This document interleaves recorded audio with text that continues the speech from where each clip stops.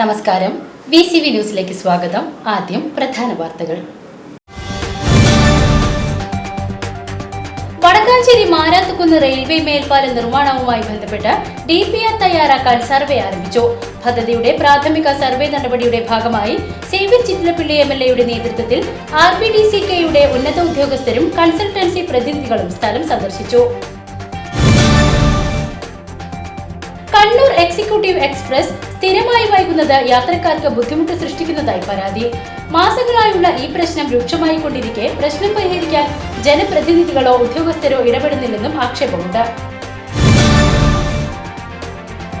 വരവൂർ ഗ്രാമപഞ്ചായത്തിൽ വയോജനങ്ങളുടെ മാനസിക ശാരീരിക ഉല്ലാസത്തിനായി വരവൂർ പ്രാഥമികാരോഗ്യ കേന്ദ്രത്തിൽ വയോജന പാർക്ക് പ്രവർത്തനം ആരംഭിച്ചു. ചേലക്കര MLA യുവാർ പ്രദീപ് വയോജന പാർക്കിന്റെ ഉദ്ഘാടനം നിർവഹിച്ചു. AC മൊയ്തീൻ MLA അനുവദിച്ച 10 ലക്ഷം രൂപ ഉപയോഗിച്ച് എരുമപ്പെട്ടി പോലീസ് സ്റ്റേഷനിലേക്ക് വാങ്ങിയ കമ്പ്യൂട്ടറുകളുടെയും അനുബന്ധ ഉപകരണങ്ങളുടെയും ഉദ്ഘാടനം നടന്നു. AC മൊയ്തീൻ MLA ഉദ്ഘാടനം നിർവഹിച്ചു. തെക്കുംകര ഗ്രാമപഞ്ചായത്തിലെ 2025-26 വാർഷിക പദ്ധതിയുടെ ഭാഗമായി വികസന സെമിനാർ സംഘടിപ്പിച്ചു. പഞ്ചായത്ത് ഹാളിൽ ചേർന്ന യോഗം വടക്കാഞ്ചേരി നഗരസഭാ ചെയർമാൻ PN സുരേന്ദ്രൻ ഉദ്ഘാടനം ചെയ്തു.